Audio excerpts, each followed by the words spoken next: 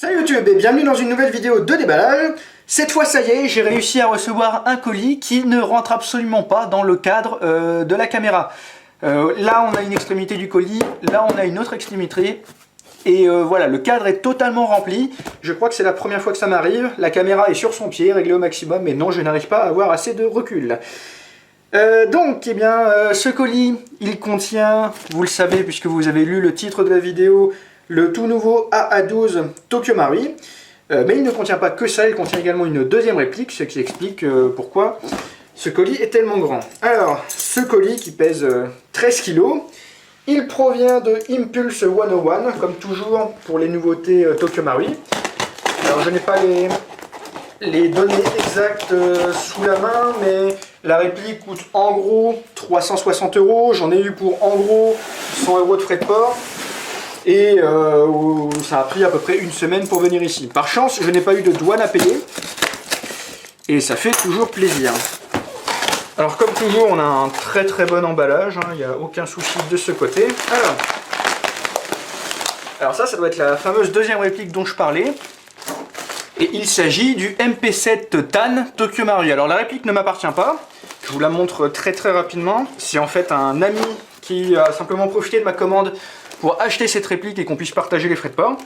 Ici, nous avons deux chargeurs supplémentaires. Je suis surpris d'en avoir reçu deux, je pensais que je n'en aurais qu'un. Donc il s'agit des chargeurs mid-cap pour le AA12 Tokyo Marui, les seuls qui soient disponibles pour le moment. Il y aura un chargeur tambour plus tard, mais il n'est pas encore sorti. Et donc je garde le meilleur pour la fin. Le AA12 Tokyo Marui. Avec l'habituel petit cordon bleu, j'aime beaucoup les petits cordons bleus des répliques Marui, c'est comme ouvrir un cadeau. Alors c'est amusant, on peut constater que la boîte n'est pas parfaitement rectangulaire, je dirais. On a un petit côté supplémentaire ici qui montre AA12 Sledgehammer, also known as Sledgehammer 3-Upper Barrel, 30 shots per second, fully automatic 3 shot AES by Tokyo Marui. AES, donc Tokyo Marui ne considère pas ça comme un AEG, mais un AES, donc Automatic Electric Shotgun, je suppose que c'est ça que ça veut dire. On peut voir que c'est marqué numéro 1, donc est-ce que c'est le début d'une nouvelle série chez Tokyo Marui de shotgun électrique? On va voir ça. Donc comme c'est indiqué ici, nous avons 3 hop-up, 3 canons. Ici, on peut voir qu'il parle également du système FET ou FET, Multi Safety Logic System. Quad 2x2 FET Circuit, ouais. 3 hop-up, Kashima Coat, ça on en reparlera un petit peu tout à l'heure. 3 cylindres, 3 canons, 3 hop-up indépendants ajustables. D'accord, les deux hop-up du bas ont des hop-up sur les côtés afin que les billes soient éparpillées plutôt que levé. D'accord, ça c'est intéressant, je ne savais pas pour le coup. Mais en gros, ça veut dire que la trajectoire des 3 billes ne va pas être identique, mais plutôt que la bille qui sort du canon du milieu, entre guillemets, du canon du haut, va aller tout droit. La bille qui sort du canon à droite va plutôt aller vers la droite, et la bille du canon de gauche va plutôt aller vers la gauche. C'est ça, je pense, que c'est supposé vouloir dire. C'est pour le coup intéressant, on verra bien ce que ça donne. Donc j'arrête de vous faire patienter, j'ouvre la boîte, hop, et voilà le fameux AA12 Tokyo Marui. Donc nous avons la réplique, cela va de soi. Toujours un très bien foutu, les boîtes Tokyo Marui, c'est à la fois esthétique et pratique, car la réplique est parfaitement maintenue et du coup bien protégée. Ici nous avons le chargeur d'origine, avec dis donc le revêtement qui est quand même très agressif. Et ici l'habituelle petite boîte avec les petits accessoires. Donc nous avons un énorme bouchon de sécurité rouge, ce bidule qui sert certainement au réglage du front sight, et un petit échantillon de billes comme toujours. Là, ici nous avons un petit entonnoir ainsi que la tigette de nettoyage. On va enlever l'étiquette hop-up et on va insérer le chargeur. Tchac. Et donc voilà le fameux AA12 Tokyo Marui, je l'ai enfin dans les mains. On peut voir que L'attache sangle ici a été bloquée à l'aide d'un petit élastique et on a également un autre bidule en plastique pour éviter qu'il y ait des marques sur les composants. C'est plutôt une belle attention de la part de Marui. Alors le AA-12, qu'est-ce que c'est? Donc à la base c'est une arme qui date du début des années 70. En tout cas le concept remonte au début des années 70 puisqu'il y a eu énormément de variantes et de mises à jour je crois pour ce modèle. AA-12 ça veut a priori dire Auto Assault 12. Même s'il a également été connu sous le nom de Hutchison, je crois que c'est ça, Hutchison Assault Shotgun. Et donc c'est un shotgun, j'insiste sur le terme shotgun, ça n'est manifestement pas un fusil à pompe puisqu'il n'y a pas de pompe, dont la principale caractéristique est de pouvoir tirer en full auto, et également d'avoir une sensation de recul perçue par le tireur particulièrement faible, à tel point qu'il est possible de tirer en full avec ce truc-là d'une main, sans que ce ne soit trop compliqué. Alors il y a une vidéo qui circule sur un vrai AA-12 qui a été en partie coupé afin qu'on puisse voir le mécanisme en action. Et c'est une vidéo très intéressante que je vais mettre en lien, donc je vous invite chaudement à aller la voir. Et ça permet de voir un petit peu comment fonctionne ce système. Et en fait on voit que la culasse, plutôt que de reculer juste ce qu'il faut pour chambrer une nouvelle cartouche, en fait elle recule quasiment jusqu'à l'extrémité de la crosse ici. Ce qui fait que, comment dirais-je, que l'inertie en fait va être dissipée vraiment sur une très longue longueur de ressort. Et voilà, alors je ne suis pas ingénieur, je ne saurais pas vraiment vous expliquer comment ça fonctionne en termes exacts et techniques, mais voilà, l'idée c'est que quand on tire avec le vrai, il n'y a vraiment pas beaucoup de recul, et c'est la principale caractéristique de l'arme originale. À ne pas confondre avec un autre shotgun qui ressemble, qui s'appelle USAS 12, en tout cas c'est comme ça que je l'appelle, USAS 12, ça s'écrit USAS 12. Alors c'est un mot que je lis souvent mais je ne le prononce pas souvent, donc je ne suis pas certain de savoir comment on le prononce. C'est un autre shotgun qui partage le même concept, qui est produit par une entreprise sud-coréenne qui s'appelle Daewoo je crois. Et le USAS 12 en particulier, c'est le shotgun automatique qu'on voit beaucoup dans Stargate SG1, notamment dans les épisodes avec les réplicateurs, car c'est une arme qui fonctionne bien contre les réplicateurs dans la logique de Stargate. Donc ici nous avons la réplique proposée par Tokyo Marui, et c'est un nouveau concept de réplique par Tokyo Marui. On a la logique d'un shotgun, donc 3 billes par tir, mais avec un fonctionnement d'AEG, donc automatique, sans besoin de pomper, et c'est voilà, un système assez novateur qu'on n'avait encore jamais vu jusqu'à présent. Alors non seulement nous avons 3 billes par tir, mais en plus nous avons 3 hop-up ajustables. Et ça c'est également quelque chose de novateur. Jusqu'à présent dans les shotguns on avait des hop-up mais qui étaient fixes, en tout cas d'origine. Et là comme on peut le voir derrière la fausse culasse, eh bien, nous avons 3 réglages de hop-up pour 3 hop-up différents. Donc nous avons celui-là avec un L, left, pour le canon inférieur gauche. Celui-là avec T, T je ne sais pas vraiment ce que ça va vouloir dire, mais c'est pour le canon du haut qui va aller tout droit. Et R pour white, qui va être le canon de droite. Et donc comme on l'avait vu sur la boîte, a priori donc les canons sur les côtés, ou plutôt les hop-up sur les côtés, sont prévus pour que les billes aillent également sur les côtés. L'idée étant d'éparpiller les billes au maximum. On verra bien dans la vidéo de tir un peu ce que ça donne. Voilà, bon, là ça va être la première chose que je ne vais pas trop aimer à propos de ça, c'est la fenêtre d'éjection et ce bitonio là, le levier d'armement, ça fait un peu cheap, c'est pas très agréable à manipuler. Concernant les hop-up, donc là ils sont réglés au minimum, et la bonne nouvelle c'est qu'on peut les régler directement avec les doigts. Il y a des petits ergots comme ça qui permettent de bouger directement. En plus, comme il y a des repères visuels plus ou moins bien fichus, ça permet de régler voilà, avec la même amplitude chaque hop-up, donc c'est plutôt bien fait. On peut voir ici un petit levier, donc ça va être le levier de déverrouillage du chargeur. Chargeur qui dispose de ce petit bitonio qui va permettre à la toute dernière bille du chargeur d'être tirée. Un détail qui est toujours intéressant. On peut voir qu'à la façon des Thompson M1A1 un petit peu, il y a un rail sur le chargeur et ce rail doit être bien placé dans le rail du puits de chargeur afin que ça s'enclenche correctement dans la réplique. On peut voir toutefois que la base ici est évasée, ce qui fait que normalement ça ne devrait pas être trop compliqué à faire.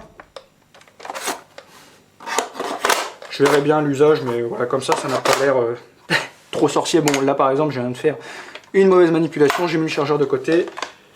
Donc ça n'est pas non plus impossible de faire une mauvaise manipulation visiblement, mais bon, on verra bien ce que ça donne. Ici, nous avons un sélecteur de tir qui n'est pas présent sur le vrai. Pour le coup, c'est un ajout de Tokyo Marui et c'est pas forcément plus mal parce que le vrai ne tirant qu'en full auto, ça aurait pu poser des petits problèmes de règlement, on va dire, en partie d'airsoft. Donc là, nous avons la sécurité. Là, nous avons le mode semi-auto qui n'est pas symbolisé toutefois par une lettre. Et là, nous avons le mode full auto. Nous avons notamment le système dit FET ou FET. Alors, si j'ai bien compris, c'est un genre de MOSFET qu'on doit pouvoir peut-être plus ou moins percevoir ici. Un petit circuit, je suppose que c'est le FET système donc. Et ce système est là pour réguler, c'est une question de sécurité pour la gearbox, le but étant de protéger la réplique des problèmes électriques. Ça va notamment arrêter la batterie s'il n'est pas suffisamment chargée ou si elle est trop puissante ou ce genre de choses. Et en particulier, visiblement, lorsque vous essayez de connecter une batterie 11,1 volts LiPo à cette réplique, ça ne va pas fonctionner du tout. Parce que le système FET va justement bloquer la réplique pour ne pas fonctionner avec ce genre de batterie. Un autre détail que nous avons vu sur la boîte, notamment, c'est ce qu'ils appellent le Kashima Coat. Alors, j'ai vaguement cherché sur internet et j'ai cru comprendre que c'était un matériau qui s'auto-lubrifiait, que donc ça a été utilisé pour la tête de piston, enfin plutôt devrais-je dire avec les 3 têtes de piston et les 3 nozzles. L'idée, c'est que je suppose ça permet de coulisser parfaitement et ça s'auto-entretient puisque ça s'auto-lubrifie. Après voilà, je ne suis pas un ingénieur donc je ne sais pas jusqu'à quel point c'est une bonne chose que nous ayons ça dans cette réplique. Mais voilà, ça fait partie des éléments sur lesquels Tokyo Marui a insisté lors de la promotion de cette réplique. Donc on verra bien l'usage, si ça fonctionne bien ou pas. Alors au niveau de la finition, eh bien, le moins qu'on puisse dire, c'est que ça reste quand même très plastique, parce que le vrai de toute façon a un corps en plastique, hein, je crois pas que ça diffère beaucoup. Mais voilà, quand on le prend en main, je ne sais pas jusqu'à quel point la finition est réaliste, mais c'est pas, voilà, ça sera pas le genre de réplique qui vous dira waouh, c'est vraiment un bel objet. Comme je disais tout à l'heure, la fausse culasse en particulier est quand même un peu cheap, ça fait pas très réaliste. Alors la culasse, ouais, est en métal. Ça en revanche, je ne pense pas que ce soit en métal, je pense que c'est en plastique. Voilà, le corps en lui-même est en plastique, ça grince un peu si vous le tournez, voilà, dans ce sens-là. Bon. Par ailleurs, on a aussi, donc, comme vous l'avez vu, un attache-sang ici, un attache-sang de là, et sans sang, eh bien, voilà, c'est un peu chiant, quoi. Ça se balade, c'est pas très agréable.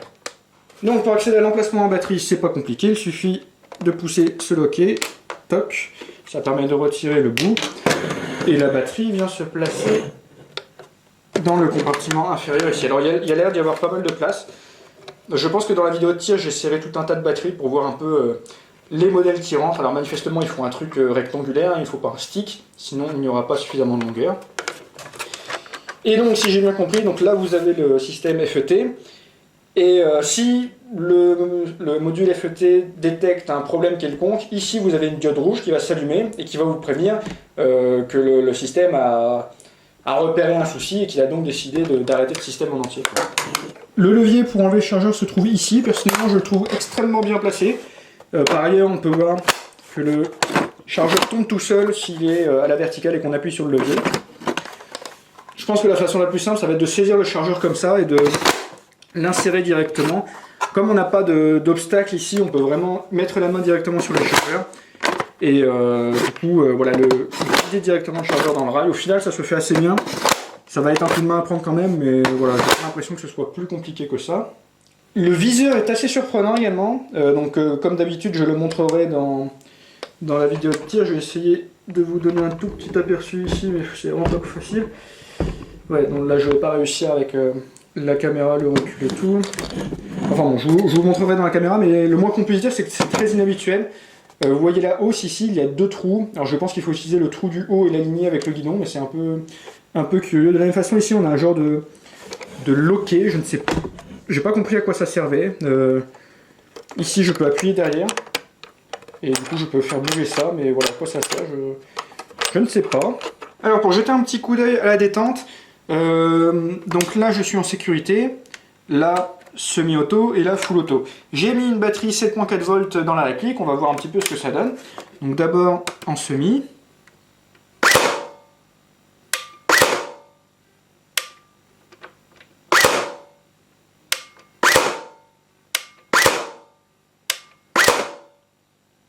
Alors c'est pas ultra réactif manifestement parce que gardez en tête que ce n'est pas un AEG mais donc un AES, un shotgun électrique, et qu'il y a quand même beaucoup de travail à faire pour le moteur. On a une petite sensation mécanique, alors pas forcément quand on appuie.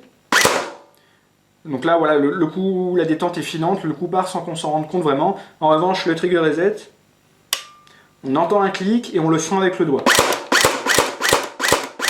Donc ça à la limite c'est pas mal. Et donc le full auto, tac.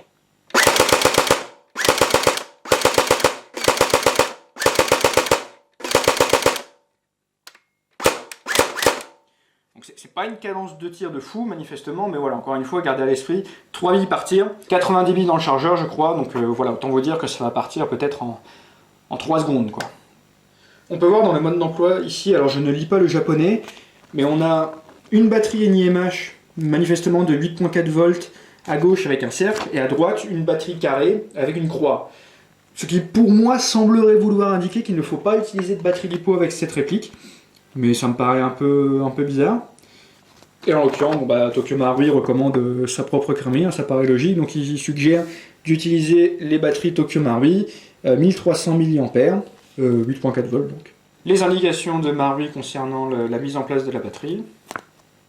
Une indication de Marui concernant le viseur justement, donc il suggère d'utiliser au contraire l'œilleton au niveau du bas, bon, pourquoi pas.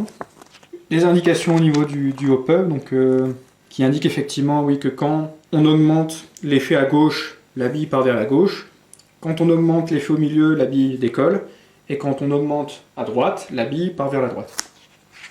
On peut voir ici l'éclaté de la réplique, et notamment la gearbox, entre guillemets, parce que au-delà d'une gearbox, ça a l'air d'être un genre de châssis qui rigidifie un petit peu l'ensemble de la réplique en reliant la gearbox au canon externe. Enfin voilà, ça a l'air un peu compliqué, un peu inhabituel. Moi je ne vais pas démonter la réplique, ça n'est pas dans mes habitudes. A fortiori pour des répliques de ce genre qui sont toutes nouvelles. Mais je laisse le soin notamment à Dink Chavez. Je sais que Dink Chavez a reçu sa réplique en même temps que moi, donc je ne doute pas que sa review sera disponible très prochainement. Et je vous invite à aller voir les vidéos et la review sur son blog dès qu'elles seront disponibles. Les liens seront, dans ce sens-là, dans la description de la vidéo. Alors l'une des questions que je me posais avant de recevoir la réplique, c'était un petit peu l'encombrement et l'ergonomie du truc. Alors, ça pèse son poids déjà, malgré le revêtement plastique. C'est quand même très lourd, je crois que c'est aux alentours de 4 kg 200 grammes. Et l'essentiel du poids se situe ici, ce qui paraît somme toute logique, c'est là que va se situer le mécanisme, alors qu'il n'y a pas grand chose de ce côté-là. Donc c'est juste au-dessus, le point de gravité va vraiment être au-dessus de la poignée pistolet, donc c'est lourd, mais c'est bien équilibré, quoi. On n'a pas, le bout qui plonge en avant notamment, c'est plutôt bien fichu. Par ailleurs, au niveau donc, de la longueur, en fait c'est pile à ma taille, et pour ça je suis très content. Je pensais que la crosse serait trop longue pour moi, pour mes goûts. Mais en ce qui me concerne, c'est pile la bonne taille. Et comme moi, j'aime bien les crosses plutôt courtes, je suppose que les personnes plus grandes que moi trouveront ça peut-être du coup un peu trop court. Je dirais voilà, que ça me fait vaguement penser en fait à l'ergonomie d'un Scar H, avec les chargeurs droits comme ça, et cette longueur de crosse. Je dirais voilà, c'est un peu comme un Scar H quand on a la crosse déployée au 1 tiers. C'est un peu ça l'idée. Mais en tout cas, voilà, moi ça me satisfait amplement. Et vous verrez bien dans la vidéo de tir donc, à quoi ça ressemble quand moi, pour le coup, j'épaule la réplique. En somme, voilà, je crois que j'ai dit à peu près tout ce que j'avais à dire à propos de la réplique. Donc, AES pour Automatic Electric Shotgun. Donc en gros, c'est un AEG, mais qui tire 3 billes par tir à la façon d'un shotgun. Nous avons 3 canons, donc. Nous avons 3 hop-up indépendants et qu'on peut ajuster chacun de leur côté. Donc avec le hop-up du milieu qui va faire partir la bille tout droit, le hop-up à droite qui va faire partir la bille sur la droite, et le hop-up à gauche qui va faire partir la bille sur la gauche, afin de reproduire voilà, plus ou moins l'éparpillement qu'on peut attendre d'un shotgun. Nous avons un corps en plastique qui, je crois, est réaliste. La réplique pèse néanmoins son poids avec ses 4,2 kg à peu près.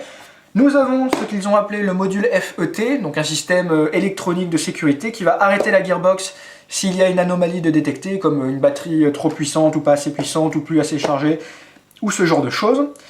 Nous avons des chargeurs mid-cap pour le moment de 90 billes à peu près, pardon.